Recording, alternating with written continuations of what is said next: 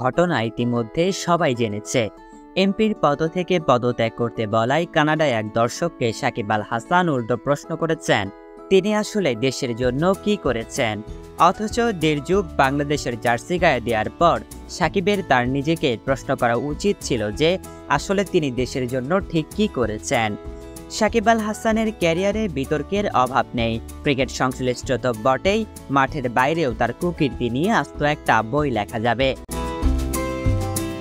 দেশের হয়ে 18 বছর ক্রিকেট খেলেছেন, অথচ অর্জনের ভান্ডারে নেই একটা এশিয়া কাপ ট্রফিও, বরং দিনের পর দিন ভেঙেছেন নিয়ম। 17 বছরের ক্যারিয়ার সাকিবের, গড়েছেন অসংখ্য ব্যক্তিগত রেকর্ড। একসঙ্গে 3 ফরম্যাটে অলরাউন্ডারদের শীর্ষে থাকার মতো বিরল রেকর্ডও আছে তার।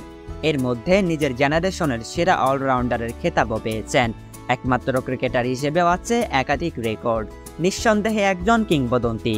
কিন্তু যদি প্রশ্ন করি বাংলাদেশকে কি জিতিয়েছেন, তবে ইতিহাস আলো থেকে আধারেই ফিরে আসে। 17 বছর হয়ে গেল বাংলাদেশের হয়ে খেলেছেন, তবে কি সেটা বিনামূল্যে? অবশ্যই না। মাসে বেতন নেন সবার চেয়ে বেশি। বছরে একটা টেস্ট খেলেও বেতন নেন 3 ফরম্যাটের। শুধু সাকিব নয়, বাংলাদেশ ক্রিকেটে প্রায় সবাই মনে করে দেশের হয়ে সর্বোচ্চ চেষ্টা করে অনেক বড় কিছু করে ফেলেছেন। আদৌ কি তাই? ব্যাপারটা হচ্ছে টাকার বিনিময়ে খেলা। তাও দর্শকরা তাদের মাথায় তুলে রাখে। টানা হারলেও সমর্থকরা আবার মাঠমুখী হন। বোর্ডের শাস্তির জবাবেও সমর্থকরা পাশে থাকেন ভরসা হয়ে। অথচ সেই সমর্থকদের 4 আনা পয়সার মূল্য দেন না সাকিবরা।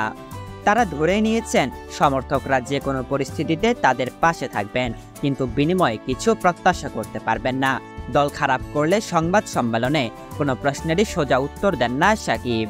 উল্টো সাংবাদিকদের পাল্টা প্রশ্ন করে অস্বস্তিকর পরিবেশ তৈরি করেন। আর ভক্ত সমর্থকরা ঠিকই সেটা নিয়ে মেতে ওঠেন।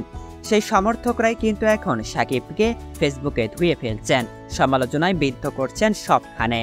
বাংলাদেশের ক্রিকেটে সর্বকালের সেরা ক্রিকেটারের শেষ পরিণতি খুব একটা ভালো কিছুর ইঙ্গিত দিচ্ছে না।